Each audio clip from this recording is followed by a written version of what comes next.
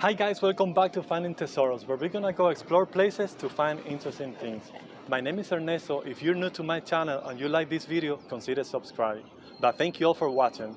Today we're in the Danish capital of America. Little slice of Denmark, as many people refer to when they talk about Solvang, is indeed a Danish town.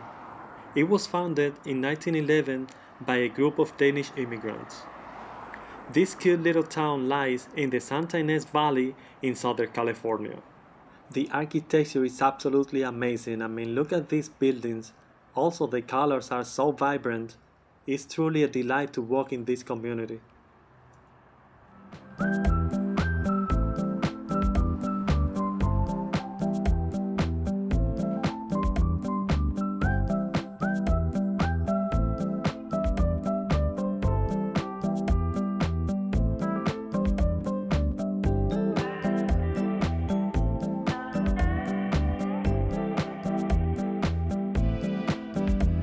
Heading now toward the replica of the Round Tower. The original was built in Copenhagen in the 17th century. This one here, about 30 years ago in 1991. The original Round Tower is the oldest observatory in Europe and a Danish culture icon.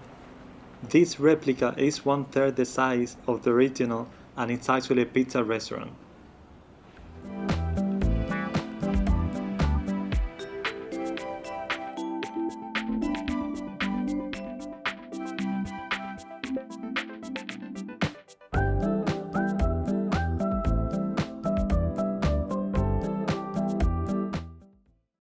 There is another replica that I want to see, this one, of the Little Mermaid, also found in Copenhagen, and it's a Danish icon. This Little Mermaid statue was constructed in 1976, and it's half size of the original. It was based on the fairy tale by Hans Christian Andersen, The Little Mermaid, who gave up everything for the love of a prince. Across the street from the Little Mermaid statue is a museum honoring the work and life of Hans Christian Andersen. Hans Christian Andersen wrote plays, novels, poems, but he's mostly known for his fairy tales. I'm inside his museum.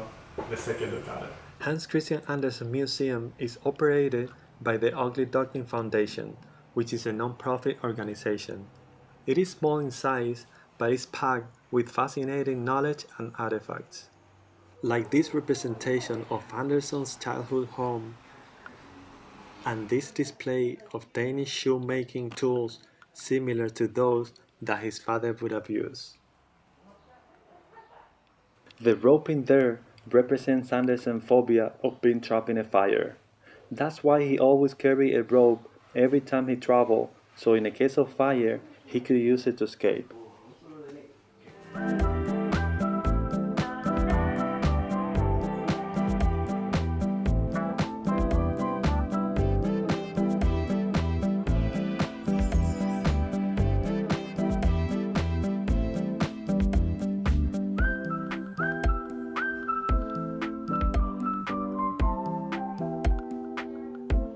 You want to see something really nice in this city? There are 4 windmills, beautiful windmills, and they're not far from each other. Let's go see the first one. This windmill is located at Alisal Road and was completed in 1963. Nowadays inside is a gift shop.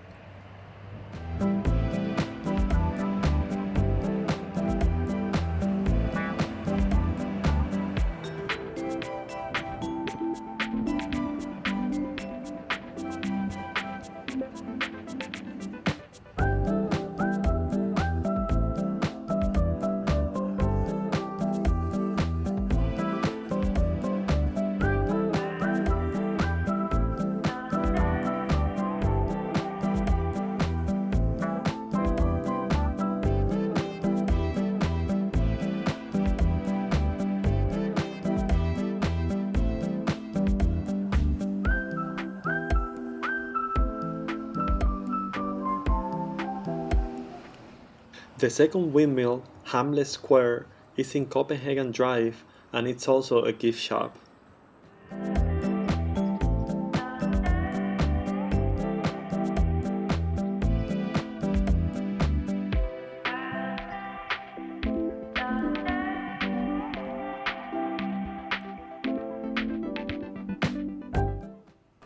The third one, built in 1963, is found on Mission Street. Nowadays it's owned by the Solvang Brewing Company.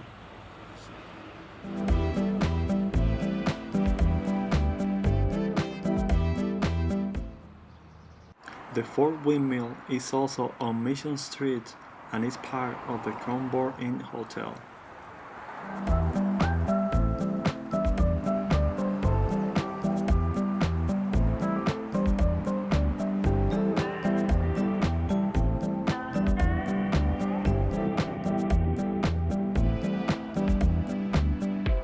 There is a fifth windmill that I want to show you, and it's actually my favorite. The Wolf Windmill still stands on a field less than 2 miles from the city.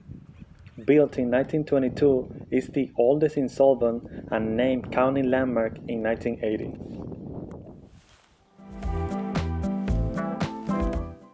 Now I'm at the Elverhøj Museum of History and Art, which is one of the few museums outside Denmark dedicated to the Danish culture.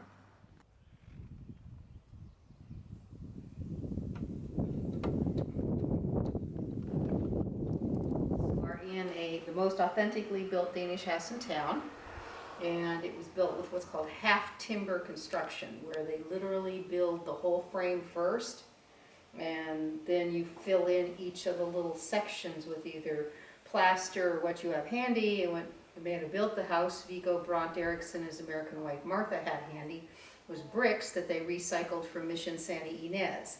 And the bricks, we know, are 1804 or older. So the house, not only is it authentically built, it's using very old materials to try and build essentially a 200-year-old house in the 1950s. So everything that you see pretty much in the house is original, other than the floor. This was a family home. That's why you're all the way down here in a neighborhood. This was the living room. That's the dining area. This open concept, all the windows, all the wrought iron, all the painting, everything's original. The house is very sturdily built, and if you look, you'll see how thick the walls are. It's because it's a brick box, and a brick box, so you'll have brick on both sides, which means it's full of dirt, sand, and diatomaceous earth.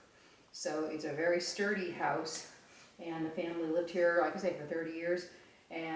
But when Mom died in '85, the question is, what do you do with a house you cannot remodel? You cannot move a wall. These are all interconnected, and the house has no nails in it. And because of that, it's one great big Jenga puzzle. You can't open a wall, you can't move any of the beams, you can't move any of the walls, so you can't remodel it. And it's 5 bedrooms, bath and a half. Not modern, not refurbishable, and it probably would have been knocked down if they hadn't came up with the idea to create a museum for itself and for the town of Solvang. So we've been open since '88 as a museum. What was Viggo and Martha's art studio is now an art gallery, and right now we have 21 400-year-old Rembrandt etchings in there. A lovely presentation all about the fact there was no Holocaust in Denmark because they saved all of their Jewish citizens, which ties back to the Rembrandts, which are from the Old Testament, which is called the Hebrew Bible. And then out back in a little cottage and sprinkled throughout the house is the history of Danish immigration and the founding of Solvang as a Danish colony. So feel free to wander about, take lots of pictures, and I'll show you some of the secrets as you wander around. This is the kitchen. Notice the green color in the walls with the floral paintings and all the decorative items, absolutely gorgeous.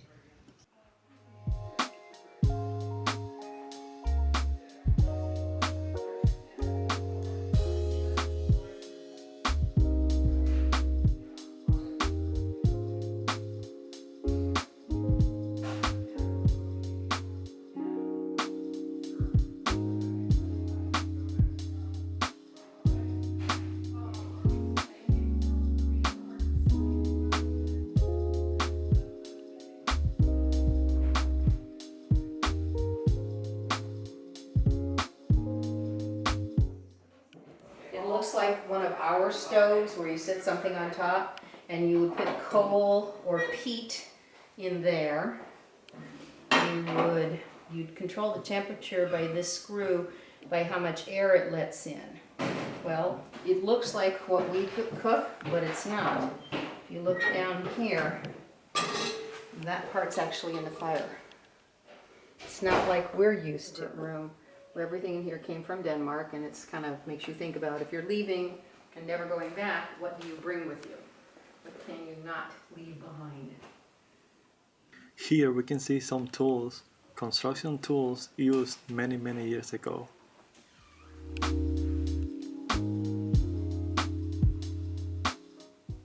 There is also a display of Danish porcelain figurines.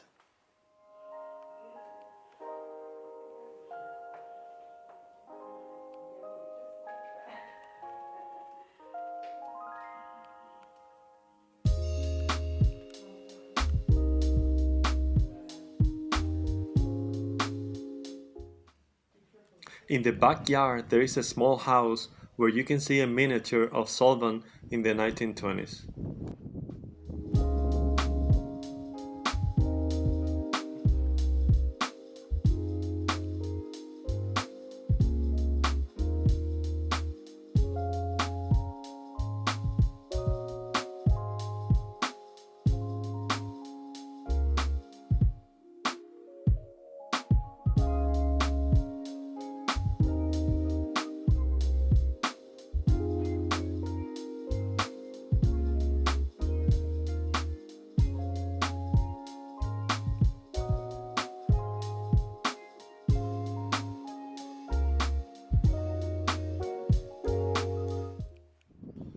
Since Linda Palmer, the lady that you saw in the museum introduction, mentioned that the former owner of the house recycled some bricks from Mission San Ynez to build the house, now the museum, I went to the Mission San Ynez myself to check out the building.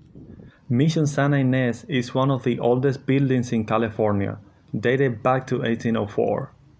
It has overcome natural disasters like an earthquake in 1812. But through restoration and repair, this incredible building still stands to this day.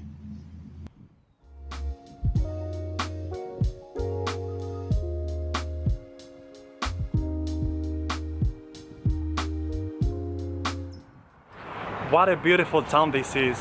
They also have the oldest wind harp in California, and that's where I'm going right now. This wind harp was part of the Danish pavilion at the San Francisco's 1915 exposition, and then later was transported to Solvang, becoming an important part of the history of this city.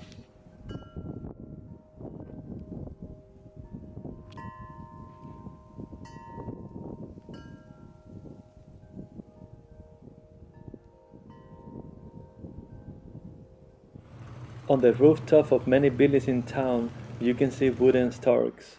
And that's not only for decoration, they're also bringing good luck. After gazing at so many wooden storks, I came across the Renaissance Antiques, which is one of the many shops in town.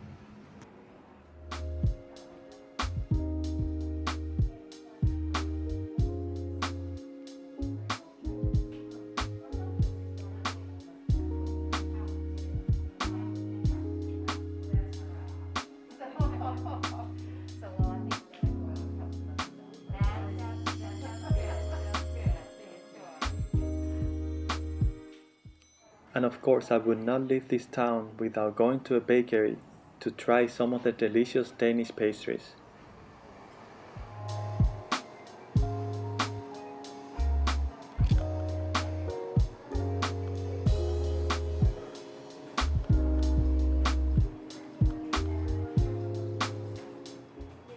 Now it's time to say goodbye to this unique city, and I'll see you guys next time on Finding Tesoros.